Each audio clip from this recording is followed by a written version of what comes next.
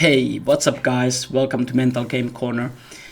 Today, actually, I think it's perfect timing. Monday, you usually, if you did not think anything big on Sunday, you might feel a little bit frustrated. So that's why I think it's a great timing for this. So today we are talking about why poker is frustrating and why you feel it and how to fix it potentially. So let's start with why, first of all, we feel frustration in poker. Okay, so when we think we deserve more, sadly, I think no matter how much you win, you kind of always, especially at least myself, I usually look at the people who've made more than me or they've had more success. Or when you, it's always good to look at up in a way like, okay, I can do better than this, I can do better. But sometimes it's not even like realistic. Like we look at some guy who's played 1,000 tournaments this year and he's up 150k. That's not sustainable. It's like sometimes our goals, like we look at people who just got plain lucky, and to compare ourselves to that is kind of negative because all what you're hoping to get is lucky, right? Like, I think that's something like in poker, we should be just grateful if it happens, but if it doesn't happen, it shouldn't ruin our career or whatever our process. Because like in the end, those big wins, for example, they should be just bonus. It's like let's say it's like a yearly bonus check you get if you perform well, you know. And sometimes you get it, sometimes not. But you should not be upset if you didn't win 50k from one tournament this year or something like that. So, okay. So frustration also comes if you just play insane volume, and even if you win, but you're not winning like great amount, you might feel like even if you're winning something, it's not enough for the amount of work you're doing. And usually if you're just too stressed, you're just playing insane volume all the time, it's going to come out as a frustration. It doesn't really matter. And also the frustration can build up. Let's say it's like a pan full of water, right? And it's starting to boil more and more and more, and at some point it's just gonna explode. This happens sometimes in poker. Let's say you have very long periods of like break even or losing. The frustration builds up, and even the slightest like beat can just take your game off because it's been for so long. So that's why I think sometimes it's just good to take a win, even in some meaningless tournament, you could say, money-wise, monetary meaningless, but to get that good feeling that you actually won something. Sometimes we just want that win, basically, to get your confidence back. It's same as in football. Some striker hasn't scored for 2 years, right? And then you score a goal, bang, you got that confidence, I can do this again. It's a little bit similar. I think poker is a lot of confidence game too. So, when you feel no justice, this is very common. Like, because like when you think about poker, it is really small edges. Like the edges are not that huge. Like when we compare like good player versus good player, the edges are really marginal. Like it's not really huge difference. And if you play tournaments, small edges, regs playing each other, this is gonna be like a flip game. Really, it is like. We are talking about like 1%, 2% difference with certain stack sizes. Like we are not talking about any big difference, and whoever happens to get the best cards will win. And there's no justice even if you're a little bit better. If you're that 1% better than the other guy, and he wins the, I don't know, 200,000, and you final table bubble the tournament for 10k, yeah, it feels pretty shitty. Of course, and that's no justice, right? He did not deserve to win 200k and you deserve to win 10,000 because you lost a flip, or, you know, it doesn't, there's no justice. So don't expect poker to give you justice because that's not how poker works. There's no justice. Jealousy, you see worse players doing better. This is definitely hurting sometimes. When you see a guy like, you see every day playing and then like he bangs 200k and you're like, what the hell just happened? How did this guy win 200k? He doesn't deserve it. But again, there's no justice, so it's not something you should think about. But actually, I will just try to go with the reasons why this happens. But jealousy is one. I think in general in life, you should be trying to really not be too jealous. Like, you should always try to see the positive in jealousy anyways, because like, if somebody won 200k and he's worse than you. That just means you have even better chance to make that 200k too, right? But in a way, we see negative that somebody else had it. Like, it's kind of stupid. Ungrateful what you have. This is very common, I think. We already have so much, but we complain that we don't have more. And I will tell you one thing, no matter how much you have, you will always probably feel this way because somebody else has more, right? So that's the problem being ungrateful. Because let's say if you move up a ladder, you start spending more money because you're making more money. Then you see different people making like 20k, that's normal, or 50k, that's normal. But then you feel like you're not making anything because you make 10k, right? That makes you feel like you're ungrateful for what you have because you only make 10k, right? I mean, it's kind of stupid, but if you hang around with people who make 20, 50k, you feel like you're making nothing. So again, like, be really grateful what you have because most of the people don't have that much, to be honest. Like, what? 50% of the people in the world work for $2 a day or whatever. So I think sometimes it's easy to forget, how spoiled most of the poker players are who are playing for a living or semi-professionals. Also frustration. We only remember the bad beats we had at the final table. We didn't even consider the times when we had good runs or how many suckouts we had earlier to make that run anyways. Again, easy to forget. Yeah, and of course, why we are frustrated is because we are focusing more on the negative of the variance and all these, like, why we feel frustration. It's like we just focus on the negative, not on the positives, what all this variance brings. And of course, I think frustration, there's a lot of other reasons as well. I don't think I put here everything. But when we have outer pressure, like money problem, too much pressure basically, then the frustration can come very quickly. That's why it's important that you actually save up money to feel that, like, you shouldn't feel pressure from playing, like, monetary wise. It's like, if I lose today, I'm not eating tomorrow. That's unacceptable. It means either you don't have enough money to play or you're playing way too high stakes. So either way, you need to get a job or play lower stakes. It's one of those. But basically, you don't want to put yourself under too much pressure. That's just the insane pressure. Nobody's going to perform the best in these. Or, well, maybe some very mentally strong players. But again, they are doing something wrong if they are in position like this. So you don't want to put yourself in position like this. So let's talk about, like, fixing. How can we fix this? I had a lot of this. It's such a great topic because I think it's so common in poker and how we feel. How can we fix it? First of all, I think a lot of in poker, it works when you insert logic in something. It just works with everything because poker is still math-based game, right? So we can actually think in logically everything pretty much. It's just math. You lose this hand 60% of the time. You lose this hand 70%. Sometimes you have a set and the guy hits straight. You're just going to lose this 100%. It doesn't matter. The game was played that way. Sometimes you will have the straight and the other guy has set, right? So it's like, sometimes you're destined to lose. It's like, sometimes you play your tournament, you get aces, it gets cracked by kings. And what can you do? There's nothing you can do. You're going to lose that 1 out of 5 times, right? So you're going to lose that 20%. But, like, there's nothing you can do about it. So sometimes you're just destined to lose. And that's poker. That's what makes it more fun as well. And again, I think when you're frustrated, you don't see the variance as a good thing. You see it as a negative. If there's no variance, we are playing chess, right? And who's playing chess for money? Exactly. Nobody. At least not the fun players. Okay, I'm sure there's some people playing chess for money.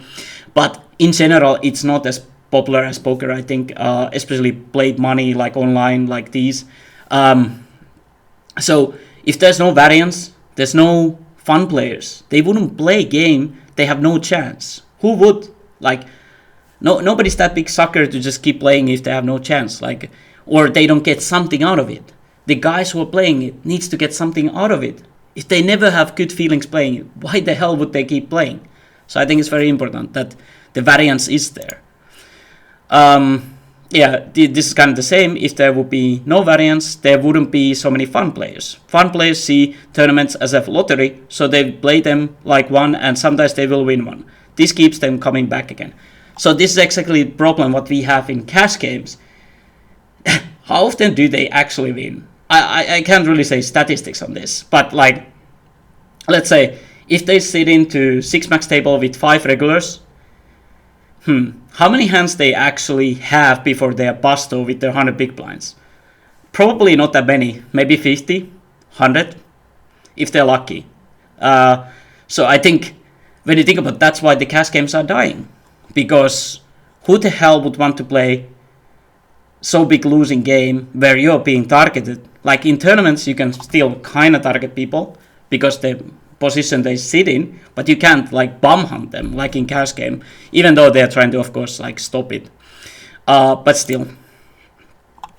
So basically, we come down to this, that fun players need to win, and even the bad regs, or if we think about ourselves as a good regs, let's say, fun players need to win. Everybody needs to win. Good regs needs to win. Bad regs need to win. Everybody needs to win now and then. Otherwise, the games would be dry, right? Nobody would play this if same person would win every time. Like, it just wouldn't be fun. And yet, poker is still entertainment. Like, at least the tournaments we play, you know.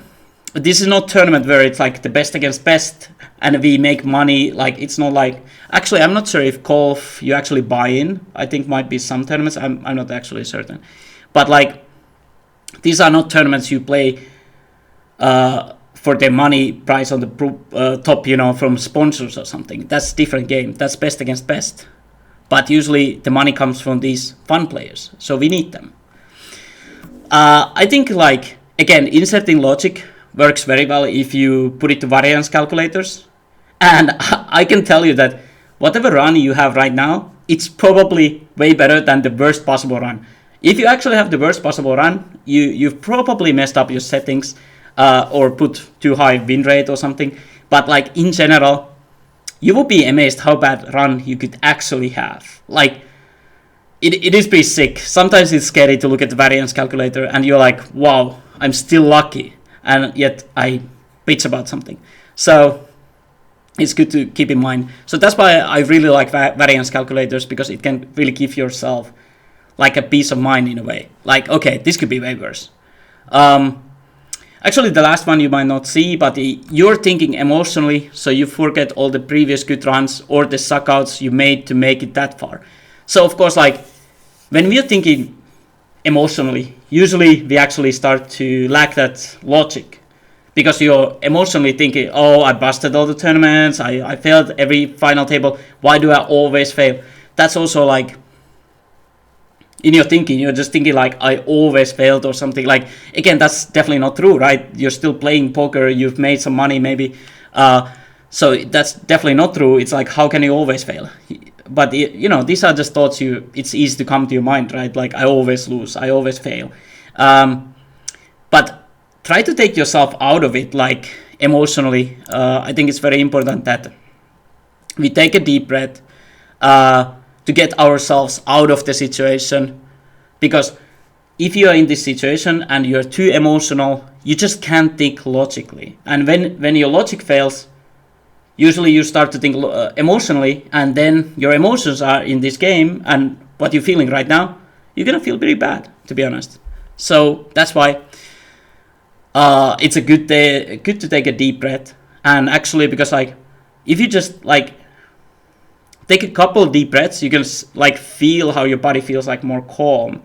So just try that during playing. Like, sometimes I notice, like, while playing poker, that I hold my breath. It's really terrible, because it creates that emotion, really, because you're holding your breath. So I think it's very important to just actually, if you have some big final table or something, it is very important to calm yourself down. So you take a deep breath whenever something happens. So you're just not like holding your breath. I think it's very important. So that will already give you like this calmness, and then you can insert the logic. But if you're too emotionally invested, you can't even insert the logic, which means you're just like crazy and it's gonna kill your emotional stability, basically. Okay, so this is another thing. It's like people ask me, like, how long I still need to keep losing before I win? Okay, so first of all, you need to understand the long term in poker tournaments can be very long. Of course, this depends on a lot of what games you play, what is your edge, how big are the fields, yada yada. There's a lot of factors. It's not just one factor. But if you play like 100-player fields, it's gonna be less variance than 1,000-player fields because it's tougher to win tournament with 1,000 players, right? Or have a good score in general. So again, if you want to lower that, it's easy. You just play smaller fields. You improve your skills. It's kind of simple in a way. But I think so many people underestimate the variance, and they just talk about like, why is there so much variance? Like, why am I not winning? Sometimes you go through bad stretch. Simple as that. There's nothing you can change about it, and that's why poker can be a bit cruel sometimes, because you might actually play really well, but you end up busting every good deep run, or you don't end up winning the big scores, which would make a great month. Let's say you win those small tournaments for 500, but every big tournament for 5k, you never win those. You always like 9th place, 10th place. And you end up winning that month, like, let's say 2,000 instead of 20,000, what you could have won if you had a little bit better luck in those big tournaments. But again, that's life. And that's definitely poker. So that's how it goes. Like, some month you're going to hit those and you're going to make that 20,000. And you're going to think you're the best in the world. That's another thing. That's another discussion. But yeah, definitely you have to ride your high confidence when you have it. But yeah, the long term is way longer than people think. It's just not like. But I think also the problem here is that people see that improving in poker doesn't mean that you get instantly the results. It will come long term. Let's say you take coaching. You're not gonna think maybe something next week, but in the long run, let's say if your expectation yearly was 25k. $25,000 a year. And after coaching, your expectation is $35,000. Does it mean you're going to make it next year? No. Maybe you make only 30,000. Maybe you make 20,000. But you've at least made your, the EV higher. That's all what it matters. That's all what matters in poker. To make that EV higher, but it doesn't mean you're going to make that next year. But that's what basically you need to look at, long term. People just look at, way too short term. People look at, 1 month, 2 months. And especially guys who are playing low volume, let's say 100, 200 tournaments a month, then they ask me, why am I not getting results? I'm doing so well. You tell me that I'm playing so well. Yes, you are playing well, but you play 100, 200 tournaments. You're not seeing the justice happen very often.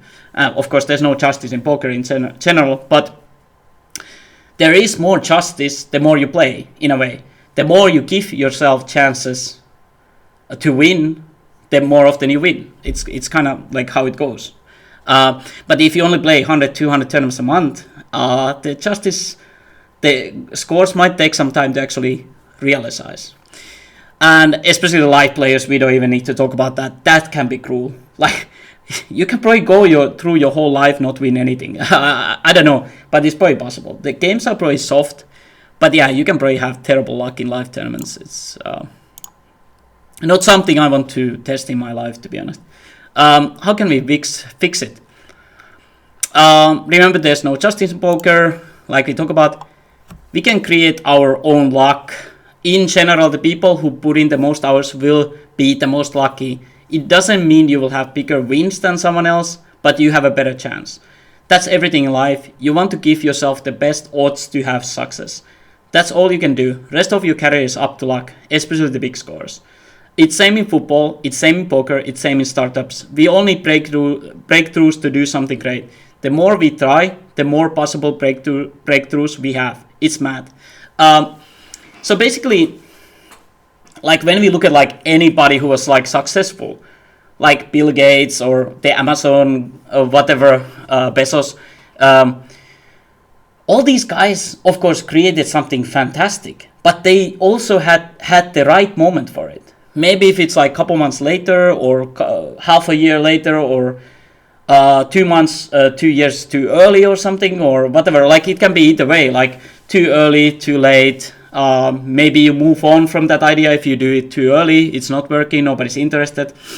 You know, people were joking. People were laughing to Bill Gates, I think, when he was selling personal computers or whatever, or was it Apple? But either way, it's kind of like sometimes the people don't see the future yet, even though you have idea for it. But like same in football. Let's say some guy who's playing 2 division football, and then some scout sees him play a great game. You happen to play a great game that freaking day when they're watching, and they're like, wow, this guy is amazing. What if you were feeling a little bit down that day and he doesn't take a notice? You know, like, and somehow I think the Liverpool, for example, have the one guy who played like 2nd division, and in like 2 years he was playing for Liverpool, and he was like working as a cashier in store.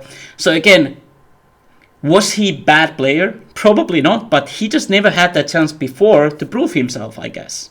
Like, so again, in football, the edges are super small. I think it's very similar to poker. The edges are super small, yet somebody makes it to big team, even though it's not like they're much better than the other guy. But that's just how life goes. But we need to create that own luck. The more you play, the more you have luck in general. But still, you need to have luck to get those big scores.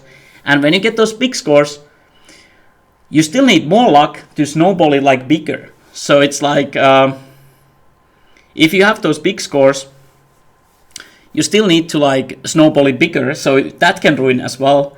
And, you know, it's kind of interesting. But all we can do basically is to have ourselves better chance to make it big, right? That's all we can do in life. So that's why I personally think we should always aim to at least have some sort of success, meaning that we make kind of stable income every year. And then if we happen to win something big, that's a bonus, because that's no guarantee. Nobody can guarantee you 100K score this year, unless you play $100,000 tournament with 2 players, you know. Maybe then you can get that guaranteed, you know. But if you're playing online to get a 100,000 score, it's actually very tough, no matter what tournaments really you play. I mean, so again, that's not something like, nobody can promise you that. So it's up to luck, basically. And, you know, so I think the general plan should be to give yourself the best possible chance to get these scores, of course, and then yet also make that money steady, some steady money that you can feel good about yourself, even if you don't get those scores. But I hope this helps your frustration. I think, again, like the key things are that you insert logic, you understand the good thing of it, and you see that this is a long-term game. This game is so much about the long-term, not short-term. And sometimes the long-term takes a lot of time to realize. Sometimes you will go 6 months break even, losing. It's possible, maybe even longer, depending how much you play again. If you play insane volume, 6 months is probably too much, and you have good edge. But again, yeah, in poker you can have terrible run too, so there's no guarantees, right? But yeah, I hope you enjoyed the video. I hope it helps to deal with your frustration. And I will tell you one thing though, that it never really goes away, because it's just like poker in general is a frustrating game. But the player who deals with the frustration the best will give himself the most chances to actually get lucky and have good scores. So it is very important that mentally we deal very well with the frustration. So it's something to keep an eye on or think about. So whoever deals with frustration the best, I think will come out on top at some point. So thank you for